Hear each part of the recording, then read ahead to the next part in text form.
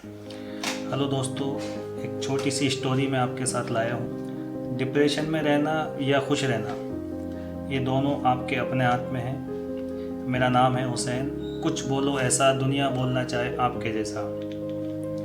एक बहुत ही अमीर महिला होती हैं जो कि एक डॉक्टर साइकोलॉजी के पास जाती हैं, और डॉक्टर साइकोलॉजी का काम होता है कि सिर्फ बातों से ही समझाना, ज़रूरत पड़ने पर मेडिसिन वगैरह दे देना। तो वो हर 15 दिन में उन डॉक्टर के पास आती थी। बार बार डॉक्टर भी परेशान था और वो खुद भी परेशान थी। वो फिर 15 दिन के बाद आती हैं तो डॉक्टर ने अपने नौकर से बोला कि हमारी 2 चेयर बाहर लगा दीजिए पार्क में। तो वो उनको वहाँ बिठालता है, और जो उनके घर में एक बूढ़ी अम्मा जो काम करती हैं वो उनको बुलाता है। डॉक्टर उनसे पूछता है कि अम्मा जी, जो आपने मुझे बात बताई थी, अगर आपको कोई तकलीफ़ ना हो तो वो बात मैं दोबारा आपके मुंह से जानना चाहता हूँ। तो उन लेडीज़ जो उनके पेशेंट थी उनसे भी बोला कि आप अम्मा जी की बात पे ध्यान दीजिए। तो अम्मा जी कहती हैं कि बेटा, एक बार सुनो या 4 बार सुनो, मुझे क्या फ़र्क पड़ता है। अगर मेरे सुनाने से आपका कोई भला होता है, कुछ अच्छा होता है, तो मैं दोबारा सुना देती हूँ। तो अम्मा जी उन डॉक्टर को फिर दोबारा से अपनी स्टोरी बताती हैं। अम्मा जी कहती हैं कि मेरा एक बेटा था और मेरा हस्बैंड था। तो हस्बैंड मेरा दारू पी के आता था, डेली मुझे उल्टा सीधा बोलता था, मारता था। मैं यही बात बस खुश होती थी कि चलो कोई तो है जो हमारा और हमारे बच्चे का ख्याल रखता है। बच्चे की फ़ीस, बच्चे का स्कूल जाना, बहुत सारी चीज़ें थी।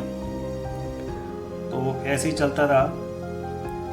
एक दिन क्या हुआ कि अम्मा जी के जो हस्बैंड थे, जो दारू पीते थे, उनका एक्सीडेंट हो गया और वो एक्सीडेंट में एक्सपायर हो गए।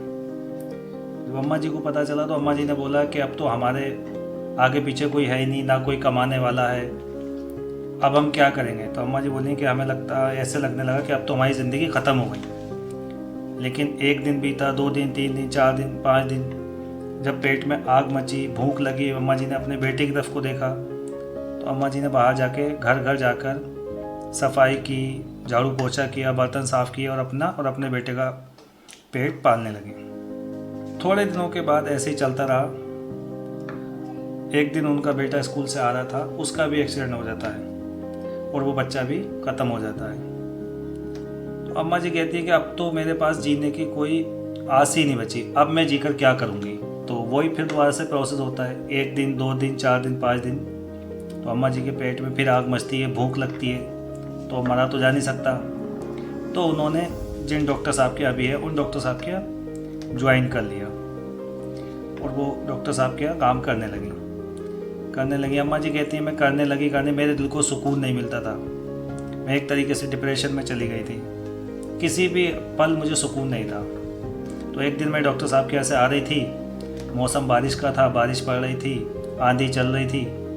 मैं अपने घर की तरफ आ रही थी तो जैसे मैंने देखा एक छोटा सा बिल्ली का बच्चा मेरे पीछे पीछे चलने लगा और वो भी बारिश में भीगने लगा।